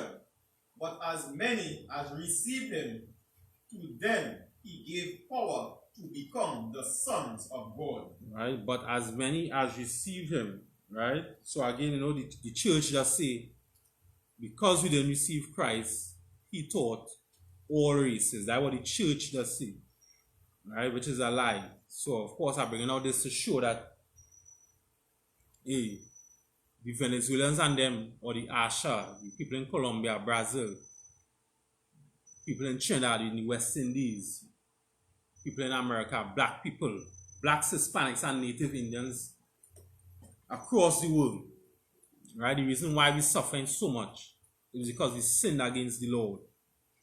You understand? It's because we sinned against the Lord, and the Lord don't curse no other race. Their time coming, but the Lord has punished the people that he loves. That is who the Lord has punished. The Lord has punished his children. That is what it says in Amos chapter 3. Out of all the families of the earth, the Lord does only punish his children because he loves his children. The Lord don't love no other race. You understand? You mean to tell me all the killing the white man doing? He's still on top. He still have power. Because the Lord ain't punishing him yet. It's now starting. You understand? It's now starting. Things now starting as we could see with this virus. Right. You understand? This coronavirus, things now starting. But we, as the general brought out the other day, we say it was 13% of the population in the States is black people, and out of that 13%, 75% of them dying from the coronavirus or infected with the coronavirus. You understand? Like the Lord has only punished his children who he loves. The Lord will love the white man. The Lord will love the Chinese. He will love the East Indians. He will love them Africans, and then he loves black people. He loves the people in Venezuela. He loves the people in Colombia, Brazil. Them is Israelites. You understand? Blacks, Hispanics, and Native Indians, we are Israelites. You understand? And yes, we did sin against the Lord, even in the time in the Romans when he was in the New Testament, right? When he was under the white people rulership. But it have a reason. You understand? It have a reason. Sometimes our black leaders and all have a part to play in it. They fail us, they're weak. Our black leaders, they're weak. You understand? And I just always say, ROWLEY, he is our black leader for Trinidad and Tobago. He had an opportunity to put KAMLA in prison, but he didn't do it. Again, they made up excuse and they say, well, once she become the once he's the prime minister, your house is the people's residence, so anybody can come into your yard. So yes, they found weed in KAMLA's yard, but you understand, it could have been anybody. So it's not how we. Yeah, I'm going to tell you. So the same guy here, you guys know the lad. So-called as well here, well, the city, the money that he get of politics, that's what they say in the source of income was almost $1 billion, right? A TT revenue of politics. When he spoke about that is high treason to go and do something like that, you know, especially to forge a letter using the government, like just being like a Trinidad citizen, like Paul and a Roman citizen, that would be a violation against the state. Like treason, and it's still nothing case, it's still nobody hanging in my head, nothing like that. But they're not just things. Yeah, nobody do them nothing. So I mean, I just always say, you know, who knows? Everybody do wrong thing already in the opposition, in government. Nobody in this government to do wrong things in front of people's face, bold face. So you know, was the UNC KAMLA's regime, and nobody pay for it. Right? Nobody pay for it, and that's because we have weak black leaders. Weak black leaders. You understand? And that's what I wanted to really come into the scripture here and show. We have weak black leaders against slavery. Christianity cause our leaders to be weak. You understand? Cause our black leaders, Hispanic leaders to be weak. Christianity. So you understand? So yeah, and somebody just who look Mark 8:31. Right? So again, when we sin against the Lord, you know, he put us in captivity. You know, the kingdom split. The 12 tribes went into the Americas. Brazil, Colombia, Uruguay, you know. The 10 tribes went into the Americas. Right? That is the Western Hemisphere. Right? So the 10 tribes went into the Americas. Judah, Benjamin, and part of Levi stayed into the motherland, Jerusalem. But they were still oppressed under the white man in Jerusalem.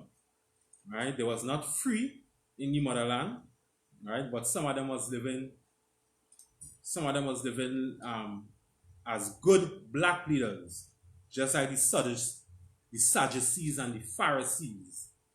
Right? They was living a nice life, good black leaders, right? Who was living under Roman rulership in the New Testament in Jerusalem. Just like today. Some of our black leaders are living good today. Right? Before, okay, before Christ was born, the person who had rulership or who had a throne, but he didn't have a throne, right? Who was supposed to be king, but he wasn't king, was Joseph, right? Before Christ was born, the rightful king of Israel was Joseph, right? He was king without a throne. He didn't rule anything. He was just a slave under the white man, right? So they just want to see who Christ did not receive. Who are the Mark 8 and 31? Let me see who Christ did not receive. Right? If you have time, you can see. Right? The book of Mark, chapter 8 and verse 31. And he began to teach them that the Son of Man must suffer many things, and be rejected of the elders, and of the chief priests and scribes, and be killed, and after 3 days rise again. Right, so black leaders again, they had rejected Christ. Right? Black leaders, they had rejected Christ. Right? So the Son of Man suffer many things and be rejected of the elders and of the chief priests, scribes, right, and be killed. Right? Now we're saying here the Son of Man is suffer many things, talk about Christ. So who rejected Christ was the so-called leaders, the black leaders, the religious leaders, you know, the people who have money, who was even wealthy, who was in office, who was the black leaders, who was in charge of securing the borders. You know, so give me John 11:47. Right? So again, this is why, you know, the white man, he have us under oppression so much. The other races have us under oppression. Anywhere we go, we can't escape. You understand? We rejecting Christ, and our black leaders making us reject Christ. They're weak. Right? John 11 and 47, chapter 8. John chapter 11, verse 47.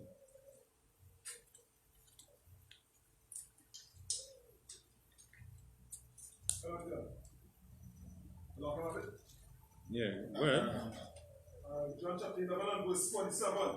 Then gathered the chief priests and the Pharisees a council and said, what do we? For this man doeth many miracles. You done? Okay, so then gathered the chief priests and the scribes, a council, right? So again, the black leaders, because the scribes and Pharisees was black Israelites. Right? Again, when I say black, I mean all the tribes. Right? Because those people in Venezuela who light skin, right, they are black. Right? The Caribbean Arawaks, the Gadites, or the Native Indians who light in complexion, they black too. When we say black, we just, in the Bible, when they call themselves black, or when people call them black, they were just talking about the oppression that they was going through. So when they say black, they mean all the tribes. Right? So the chief priests and them, you know, the Pharisees, they had a council and saying, what do we, for this man do many miracles? So how they know he was Christ, or he was the Son of the Most High? Because he did many miracles. Right? That's why the black leaders know Christ was from the Most High, because he did miracles. Yeah, we don't have Tazo. Verse 48. If we let him thus alone, all men will believe on him, and the Romans shall come and take away both our place and nation. Right, so again, these black leaders, these religious leaders, or you know, these black leaders who in office, who in charge of the military or whatnot, these black leaders who wealthy, they know what we saying is true. They know what we saying is true. Right? So you could drop down somebody give me Mark 27 and 18. Sorry, Matthew 27 and 18. Right? Matthew 27 and 18. So again, so these black leaders, they know what we're saying is true. Right? But they don't want to say what we're saying. Because if they say what we're saying, the white man or our oppressor and slave master who give them that seat will take it away from them. So they don't want to be with their brothers and sisters oppressed together with them. They want to be with the heathens and them. They want to be with the East Indians or the Chinese and them. They want to be rich. They want to remain in power. So that's why they won't say the things what we're saying. You understand? This is why he had that opportunity to put her in prison. Just like how KAMLA put Jack Warner in prison. You understand? Yeah, we know she's not police, but I believe once is the Prime Minister in Trinidad and Tobago, is the head of the Security Council, I believe it's called.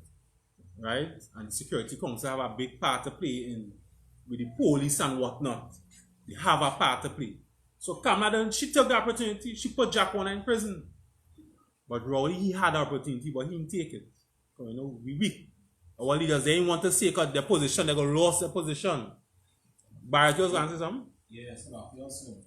The scriptures say the things are 4 times written for learning. When Christ was trying to show them the true path and trying to show them that they will have a time that Jerusalem won't be there anymore. That we're going to lose Jerusalem. They were studying the place and the nation, and they still ended up using it in 70 AD. So just a lesson today that we people should start in touch and stop studying to save the positions in the white man. Yeah, that is just it. Right? You know that when they see you on the street corners, when they hear we talking in the promenade, the I.S.U.P.K, they know what we say in the street. That's why the police officer come the other day and he was listening. You know, you want to hear what we say. You know it's true. You understand? But they can't say what we're saying because they're going to lose their position. You understand? That is, as you know, rightfully say, Barrett, you know, was written for 4 times written for our learning. If they had known the Bible, they would have said, like, now, I can't join this military, I could be oppressing my people. You understand? And even if I join the military, I had to say what I had to say. You understand? Don't do certain things, do this, do that. Who are Matthew? Who are you in Matthew 27 and 18? Matthew 27 and 18. Right? The book of Matthew, chapter 27 and verse 18. For he knew that for envy they had delivered him. Verse 19. Just now, that is 18. Right? So for he knew that for envy they had delivered him. So they was jealous of Christ, right? Because the things, they was jealous of Christ because of the things he said and would the things Christ was saying, it has cut them in the heart. Right? So they was jealous of Christ. The things Christ used to say, it used to cut them in the heart, and it made them, how to say, it made so much sense to them what Christ was saying that they couldn't say nothing back to him. You know, so they're trying to come to attack Christ.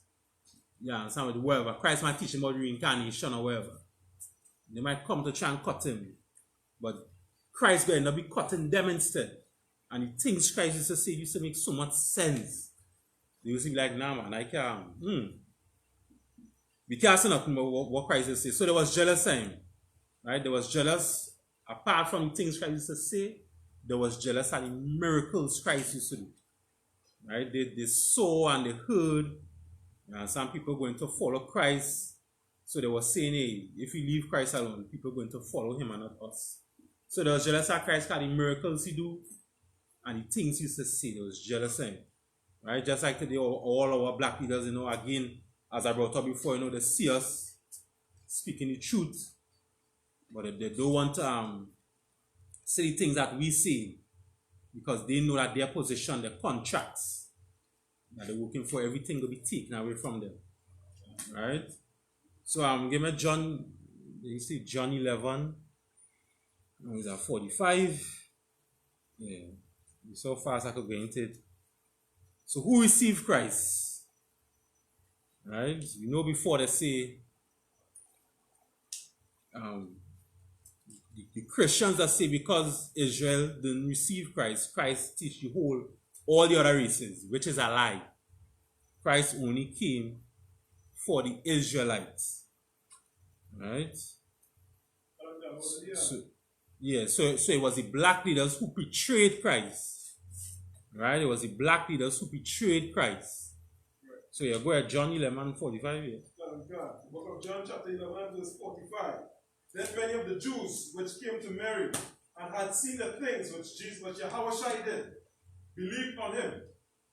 Verse 46, you know? Right? No, that's not so. So, all right, so many of the Jews, when they saw what Christ did, when these Israelites saw what Christ could do, they believed him.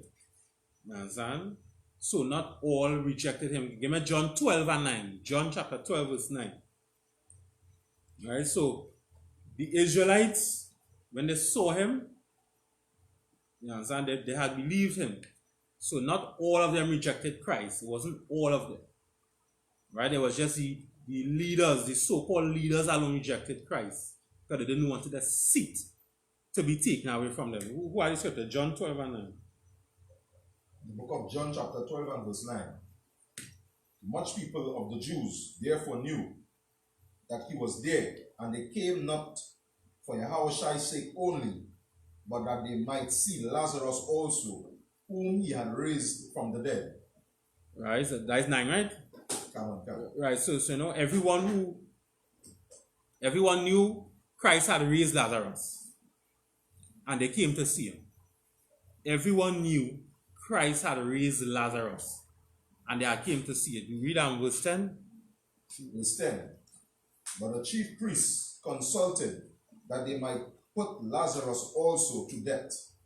Right, so again, you know, here comes our black leaders again, the chief priests, the black leaders, you know, some Christian leaders, you know, scribes and Pharisees, you know, they're coming again, they're trying to stop the work of the Most High, because why? They know what Christ doing is miracles, and they can't do that miracles. They know that. So, you know, we black leaders trying to persuade the multitude. The other people who believe Christ, the black leaders, trying to make them now. We had to kill Lazarus, boy. If we kill Lazarus, then they go say Christ is a liar.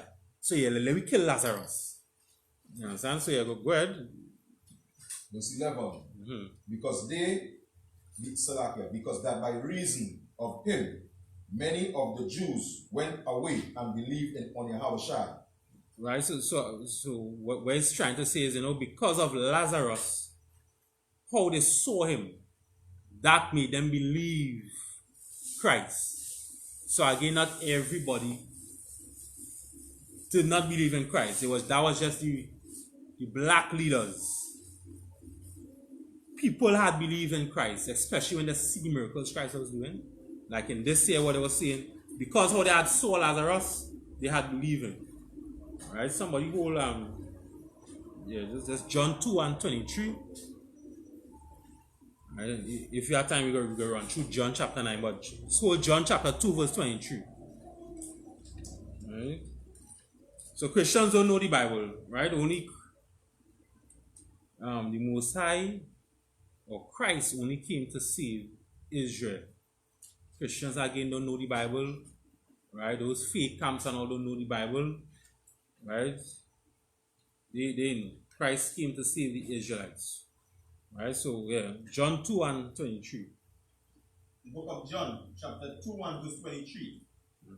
Now when he was in Jerusalem at the Passover, in the feast day, many believed in his name when they saw the miracles which he did. Right. So many had believed in his name when they saw the miracles that he did. You understand? So again, it was only the black leaders had not believed in Christ because they did not want the seat to be taken away from them. You understand? So we can't be like these weak black leaders. We have to be like Maduro. Maduro standing up against the world power, America. We have to be like Maduro. He's standing up.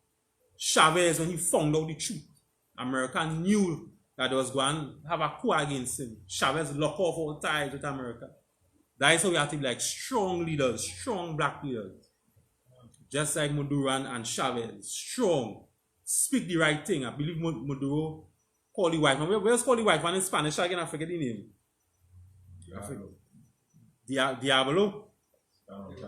Yeah, I believe it is Diablo. Yeah. Right? I believe I have an article Maduro had called him. He said, don't trust the white man. He said it in Spanish. But anyway, that we have to be like Maduro, Chavez. Right? So who are John chapter 9? Right? Let's talk about it quick. When the time come upon right? Yeah. Yeah, start verse 1. Let me start run through it quick. John chapter 9 and verse 1. And as Yahushua passed by, he saw a man which was blind from his birth. Right, so he saw a man that was blind from his birth. Christ walking, he see this man blind since he born. Right, go ahead. Verse 2. And his disciples asked him, saying, Master, who did sin, this man or his parents, that he was born blind? Right, and his disciples asked him that, of course, because Christ was teaching reincarnation. Once he died, he just come back again on the earth. Right, so the child that you made now, let me say, is a boy that was either your great-great-grandfather or your great-grandfather or your great-great-great-grandfather. Right, that child that you have now is a boy. Right, and of course, it has come back in the same tribe. Judite will be born in into the tribe of Benjamite. Right? You're a Judite, you're coming back as a Judite. Benjamite, you're coming back as a Benjamite. Right? So Christ was teaching reincarnation. Of course, Christ taught also, if you sin in this life, you could come back in hell, which is blind, being born blind. Being born blind, that is one of the conditions of hell. Blind, dumb, deaf, retarded, being born with cancer, diabetes, you're born in an abusive home. As soon as you're born, the parents beating you up, right? Being born in slavery, captivity, right? When you're born, some parents will just fling the baby in the lavas. That is hell. You understand? So again, is either, as I was saying, did this man sin or did his parents sin? So of course, sometimes if the parents are not sin, the child could be born a certain way. Right? That is hell. Or the child, if it has sinned in his past life, come back, be born out. Go ahead, verse 3. God, Yahushua answered, neither had this man sinned, nor his parents, but that the works of the Most High should be made manifest in him. Right, okay, so that's a run through quick. Made manifest in him, you're talking about like, okay, so sometimes the Lord does make you born that way on purpose to put you through tests in life. Just like Job. So it's not all the time, okay, somebody born blind, it means it's the parent's sin or is the child had sin in the reincarnation. It means sometimes the Lord just putting you through a test, right? Somebody give me the precept for that in 1 Corinthians 10 and 13.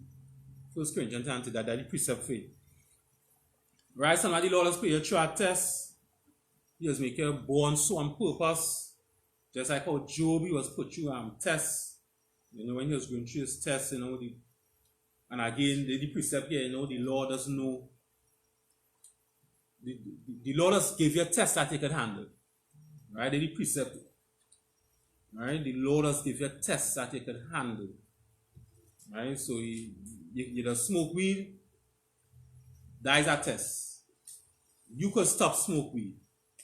That's a test you could handle. The Lord has put you through a test that you could handle. Right? So don't feel now, boy, this thing too hard, boy. It's too much. Who have it? 1 Corinthians 10 and 13. Alright? The book of 1 Corinthians chapter 10 and verse 13. There had no temptation taken you, but such as is common to man. But God is faithful, who will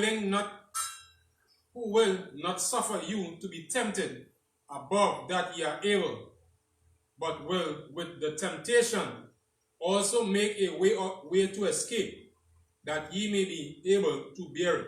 Right, so the Lord does give us tests that we can handle. He has put we through temptations that we could handle. We could bear it. So we can't say now, boy, this temptation too hard, but I might sin, boy. Now the Lord, this is too much.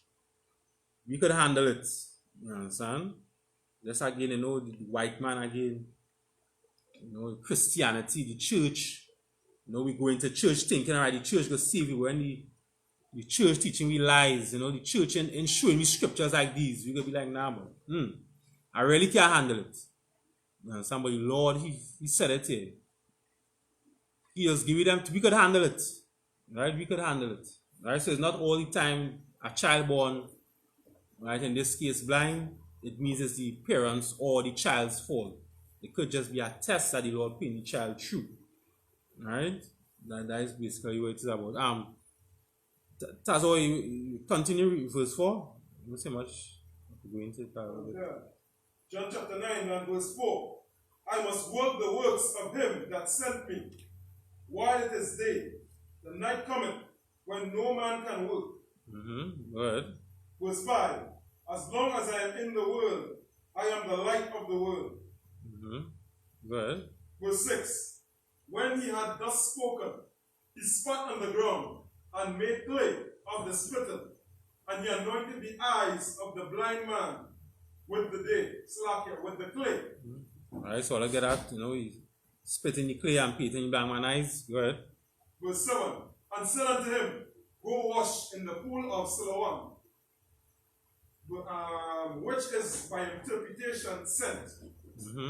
He went his way, therefore, and washed, and came seeing. Alright, so he went, he dipped himself, he washed, he came seeing after. Good. Verse 8. The neighbors, therefore, and they which before had seen him, that he was blind, said, is not this he that sat and begged? Right, so, you know, the neighbors was confused, you know, they was like, nah, he wasn't the same blind man who's sitting on the corner, blind and begging people. Who is this? He's seeing now? What went on here? Yeah, go ahead. Verse 9. Some said, this is he. Others said, he is like him. But he said, I am he. Right, so they're confused. People saying, nah, they see somebody saying, nah, there's not he. There's somebody looking just like him. There's not he. And he now saying, yes, I is the person who was blind and was begging. Like me. That is me who all see. Don't get confused. Go ahead. Verse 10. Therefore said they unto him, how were thine eyes opened? Verse 11. He answered and said, a man that is called Yahushua made clay and anointed mine eyes, and said unto me, go to the pool of Siloam and wash. And I went and washed, and I received sight. Right, so Barakataya Yahushua, you know, the scripture say, you know, we will do the works too, just like Christ. Right, we will do the works too, just like Christ. Right, so we come upon in time, so we could always get into it a little bit next week. With this blind man, but these one of the good scriptures, when they read down in scriptures, you know, the same black leaders again, right? The weak black leaders. They don't believe. They don't believe so much at the Makar. Yeah, that's from the matter we was asking for. I think the word was looking for was gringo. Gringo, yeah, I think Gringo is the word looking for. From white man, what do you mean, gringo? It means somebody who's not like a Latino. Okay, well, So they say I'm the leave. Yeah. So you're talking about the white man. You're talking about the white man, yeah? So yeah, Chavez is a strong leader. Maduro is a strong leader. Nicolas Maduro, them are strong leaders. You understand? If the opposition who was a heathen, you understand, I'm sure Maduro or Chavez would have locked them up if they find weed or somewhere in the house. Right? But so we had to stop follow weak black leaders, because we could see it's the weak black leaders who made us sin against the Lord. The weak black leaders was make us sin against the Lord, or try to make us sin against the Lord. Alright, so that again, let's pass the class over to Prison Officer Tazawo.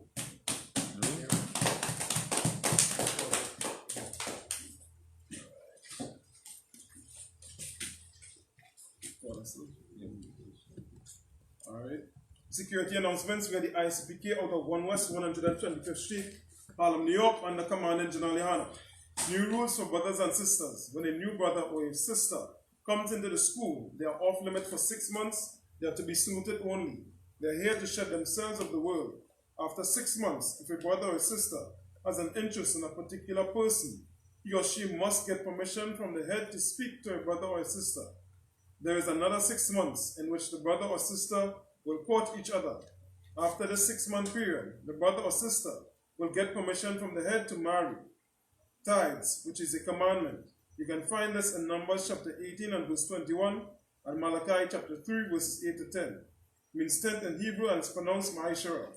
10% of every penny of any increase the Lord gives you, give to the treasury department or teacher. Priest fund, free will offering for priests, not mandatory. Whatsoever amount you'd like to give. Upcoming Holy Convocation, again, we wait on Commandant General Yana to give the word when the Lord's Passover will commence. All right. The one after that is, of course, the Feast of First Fruits, June the 5th. Stay tuned. All right. Remind Akim and Watian to check on social media such as ISUPK.com, the website, Facebook, Twitter, YouTube, and so on for I.S.U.P.K events and materials. If your brother wants to be a trooper in the school, then he needs to start wearing all black, which includes black boots, like shirts, like pants, like headband or scarf, all black. All right. With that we say imagine, which means to stand.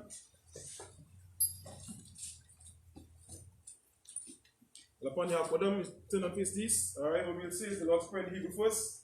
Abanawa, Shabbat Shemaya, Udash, Ayah, Shamka, Yahweh, Malakwatka, Tabaa, Ratazaka, Ayah, Aisha, Ba'arataza, Kawa, Ayah, Bashemaya, Tananao, Lakam, Ka, Yawam, Wasalak the Now, Kawabat Now, Kasalak Kawabat Now, Wala.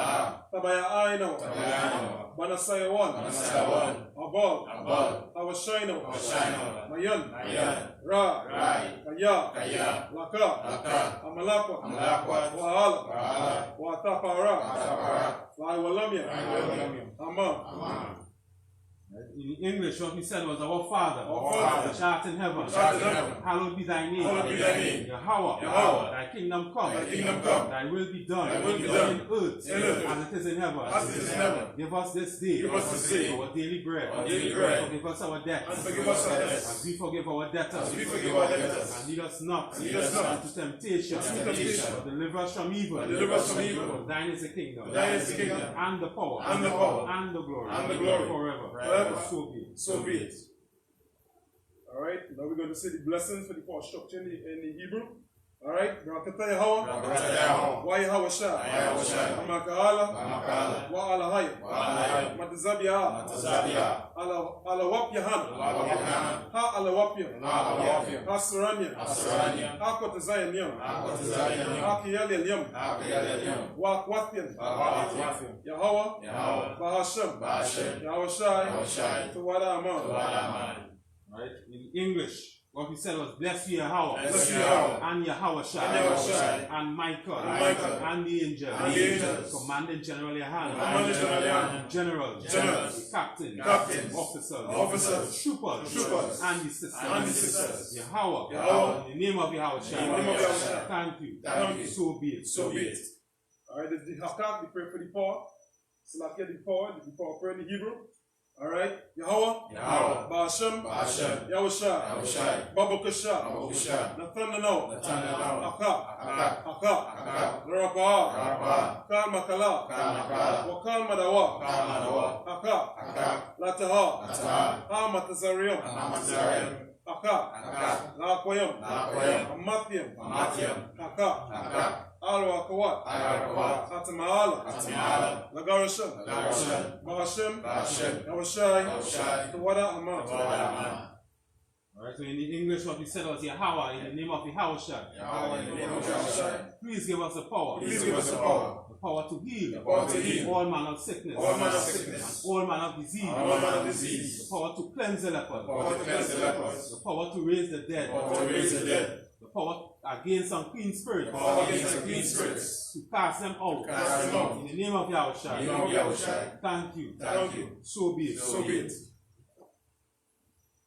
Alright, the I.S.U.P.K curses Blessed are you, Yahweh. Blessed are you, Yahweh. King of heaven and earth. King of heaven and earth. All things living. All things living. Yahweh. Yahweh. In the name of Yahweh. In the name of Yahweh. Listen to us now. Listen to us now. Right now. Right now. Send evils and curses. Send evils and curses. And punishment and destruction. Punishment and destruction. To the heathen. To the heathen. That speak against us. That speak against us. Thy prophets. Thy prophets. The teachers. The teachers. The princes. The princes. The priests. The priests. The Israelite brothers. The Israelite brothers. And the schools. And the schools. Send evils and curses. Send evils and curses. And punishment and destruction. Punishment and destruction. To the heathen. To the heathen. And shake loose. And shake loose. The treasure of the rich of Israel. The treasure of the rich of Israel. That refuse to give to the school. That refuse to give to the school. Force their riches. Force their riches. Enter into thy sanctuary. Enter into thy sanctuary. Send evils and curses. Send evils and curses. And punishment and destruction. Punishment and destruction. To the Edomites. The Edomites. And the nation. And the nations. And their drug dealers. And the drug dealers. The court system. The court system. The prison system. Prison system. Planned Parenthood. Planned Parenthood. All the governments of our enemies. All the governments of our enemies. Amalek synagogues and armies. Amalek synagogues and armies. Roman Catholic Church. Roman Catholic Church. Pope. Pope. Islam. Christianity. Egyptology. Militia. Ku Klux Klan. Aryan Nation. Skinheads. Fuzzy-Komatasi. Gay movement. Lesbian movement. Spies. Workers of witchcraft. NASA space program. Army. Navy. Air Force. Marines. Wall Street. Open up the internet. And the airways. Cable access channels. And the radio channels. Convict the spirit. Of any of thy people. That seek to stop us. And bring swift destruction. All the heathen. That stand in the way. Or try to stop us. From broadcasting your word. Throughout the planet Earth. Let loose all the plagues. Cause them to go to and fro. Through the earth. And consume them. Let the plague shake. The house of the thief. And the murderer. Let Yahweh Shai. Michael. Gabriel. Come down with the flying sword. And punish all the heathen. That come up against us.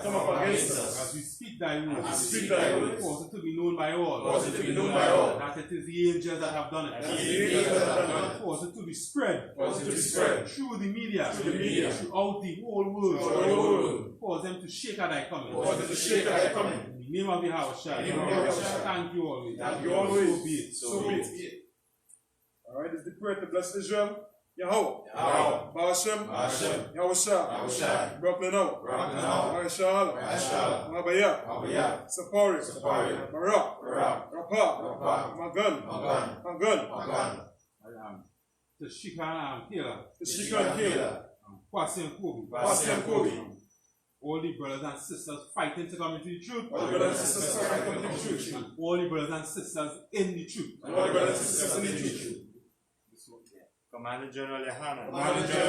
All the generals, captains, officers, troopers, sisters, children, brothers and sisters fighting to come in the truth. All 12 tribes of the nation of Israel. All the brothers and sisters in the I.S.U.P.K. I.T.H.A. Tazapa, Yapa, Tamar.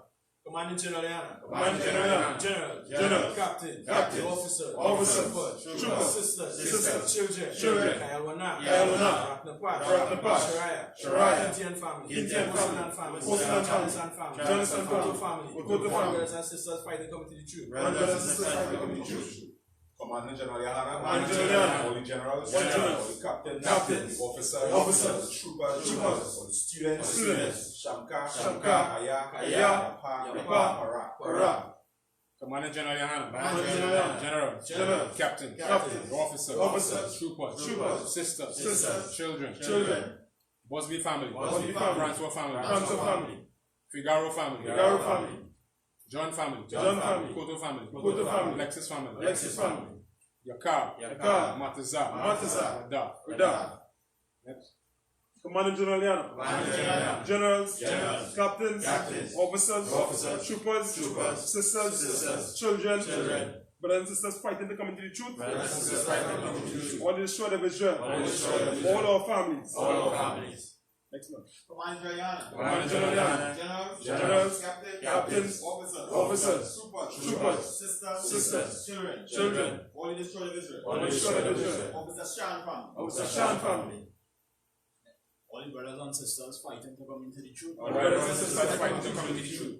All the brothers and sisters I.S.U.P.K across the globe. All the brothers and sisters I.S.U.P.K across the globe. And we see and destroyed Israel. Ba'ashem Yahushai. Wada Aman. Right? In English, what he said was, Lord, in the name of Yahushua, bless us, and Israel, and the school, bless, heal, shield, protect all of us. In the name of Yahushua, thank you, so be it. So which means the turn. Alright, Venezuela going to give the teacher one courtesy salute. Imagine Shabbat, imagine Rock. How about Shimon Shabbat Thumb? Yachimata, Venezuela going to give the sisters online a courtesy salute. Imagine Shabbat, imagine Rock. Yahweh Shema, Yachimata, class dismissed.